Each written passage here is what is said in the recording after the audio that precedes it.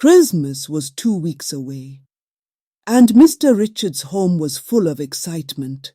His children, Sophia, Ethan, and little Liam, were thrilled about their upcoming trip to the village. They bounced around with joy, unaware of the ominous events that awaited them.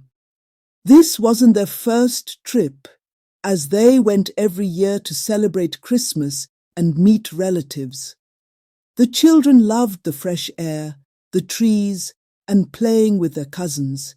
However, this year would be different, marked by a series of tragic and life-changing events. Mrs. Sarah, Mr. Richard's wife, was busy preparing for the journey. She packed clothes, snacks, and gifts days in advance to ensure nothing was forgotten. Despite her careful planning, one thing weighed on her heart. Mr. Richard refused to pray.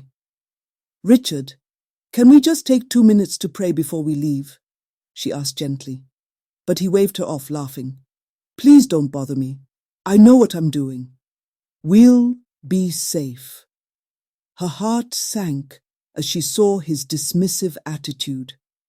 Their children, taking after their father, had also become reluctant to pray. When Sarah asked them to kneel for morning prayers, they often dragged their feet, complaining, "Mama, why do we have to pray? It's boring." Yet Sarah remained steadfast, praying every day for their safety and silently wishing her husband would join her. As Christmas drew closer, the excitement in the house grew.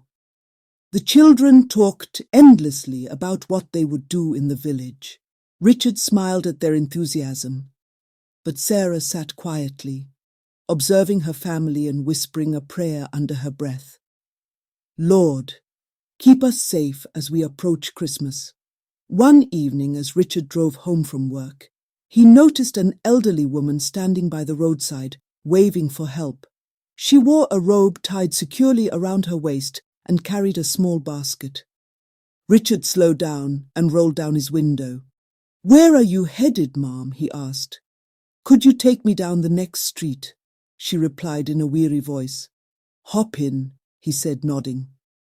The woman got into the car and sat silently. The only sounds during the drive were the hum of the engine and the faint chirping of crickets. After a while, the woman cleared her throat and began, "My son, I hope you won't be upset by what I'm about to say." "What is it, Mom?" Richard asked, puzzled. The elderly woman took a deep breath. "You shouldn't go to your village this Christmas. If you must go, you and your family need to fast and pray. There is danger ahead." Richard laughed. "Mom, we've made this trip every year without any problems. Nothing will stop us from going." The woman's face grew serious. "I've said what I needed to say. The rest is up to you." When they reached her destination, she stepped out and turned to Richard one last time. "Remember what I said. Pray and be careful." Richard smiled as he drove away, shaking his head. Why do people enjoy scaring others with such tales? He thought. 2 days before Christmas, the house was buzzing with activity. Bags packed with clothes, gifts, and food were piled near the door. The children danced around excitedly, eager for the journey. Sarah called everyone to the living room. "Let's pray before we leave," she urged softly. Richard groaned. "We're not going to the moon, Sarah. Let's just go." He waved her off and walked out to start the car. But when he turned the ignition, the engine sputtered and refused to start. Frustrated, he checked under the hood but couldn't find anything wrong. A mechanic was called, who after inspecting the car declared, "This vehicle isn't going anywhere until it's fixed." Richard was stunned. "I drove this car yesterday, and it was perfectly fine." Sarah, calm as ever, whispered, "Maybe God doesn't want us to go." "Enough of that nonsense," Richard snapped. Determined to proceed, he decided they would take a commercial bus instead. Meanwhile, in the village, Aunt Margaret, a step relative of Richard, sat in her small mud house, seething with envy. Every year she watched Richard's family arrive in their shiny car, well-dressed and happy, while her own son struggled to make ends meet. Consumed by jealousy, she decided to put an end to their joyous visits.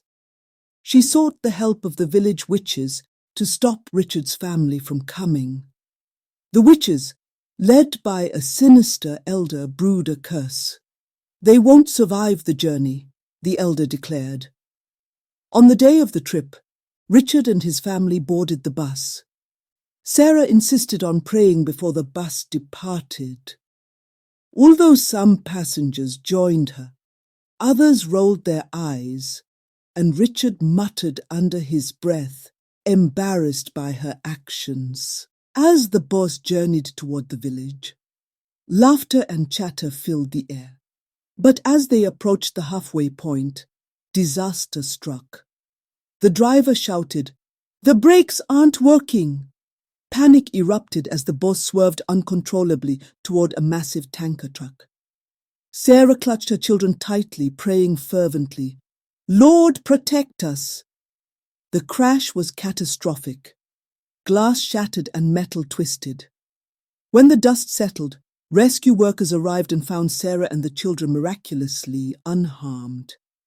It was as though an invisible hand had shielded them. Richard, however, was gravely injured and rushed to the hospital.